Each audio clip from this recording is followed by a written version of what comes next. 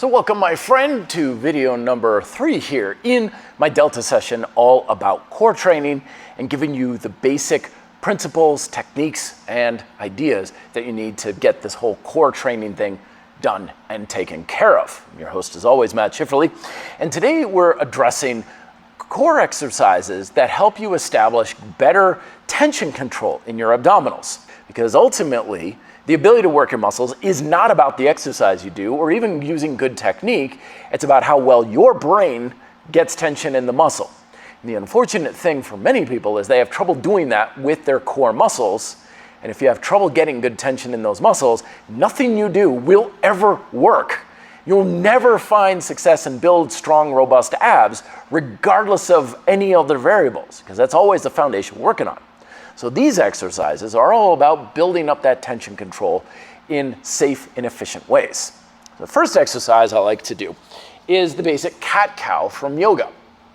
This is a good preparatory exercise in any workout that you're doing because it works both your pelvic control and abs and hips, but also your lats and your back.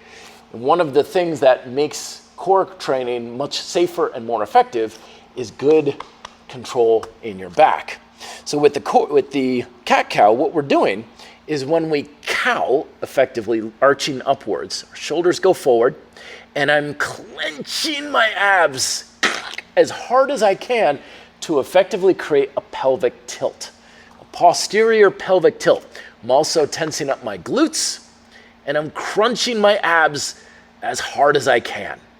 It may help to feel like you're squeezing the floor between your hands and your knees, and that's giving you a good, solid ability to contract your abdominals and your obliques.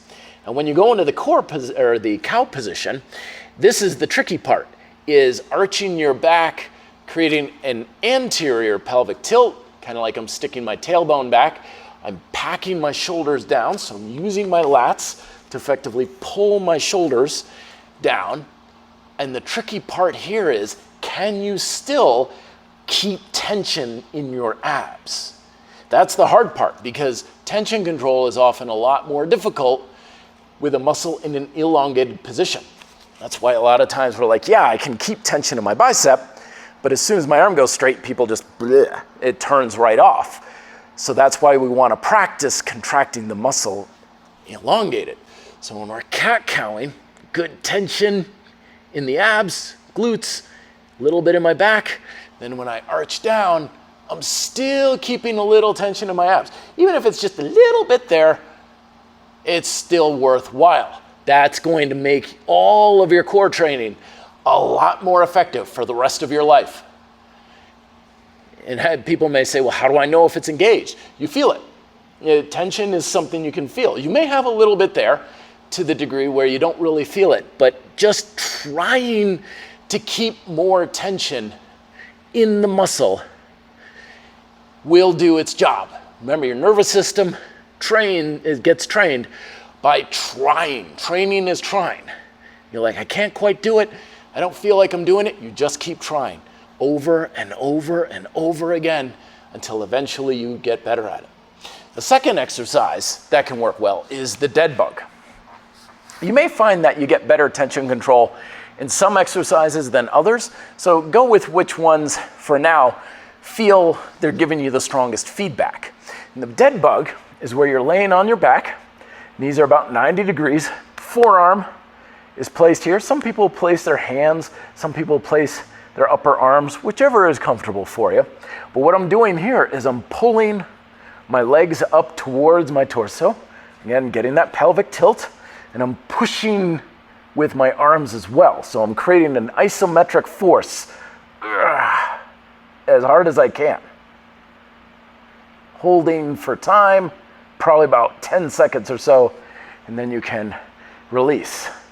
There's a general rule of thumb with core training. If you ever feel it in your lower back, that means you're losing the supportive tension in your abdominals. So that means the exercise is no longer doing you any good. So aside from being uncomfortable, it's largely not benefiting you. So only apply as much force as you feel you can while you're getting good abdominal activation. And we want as much muscle involved as possible. So flex the knee, flex the toes up, and even keep a little tension in your quads and your arms. You don't want to isolate, you want to integrate. Holding and down. Practicing again 5 to 10 seconds. Now, if you're getting that fairly dialed in, then you can move on to more advanced technique of more of a hollow body hold, where you're no longer crunching in, but you're focusing on bringing things together. So from here, I can bring my legs out and holding. Still keeping a bit of a pelvic tilt, pushing my tailbone to the floor. And the more you go down, you can also stretch up. Again, all of this is tense.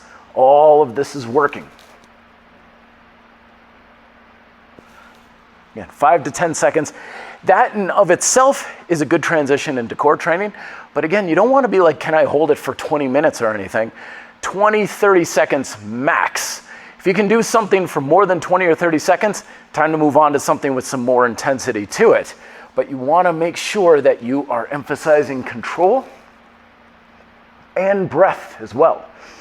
I'm breathing easy during this, because that's another thing that holds a lot of people back, is they can tighten up their abdominals, but their breathing gets really tight, in which case the limiting factor during their exercises is their cardio system, because they're not breathing.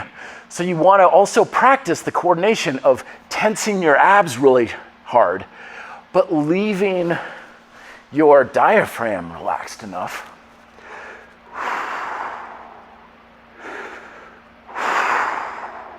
So that way you can still get in your breath work while you're doing the exercises.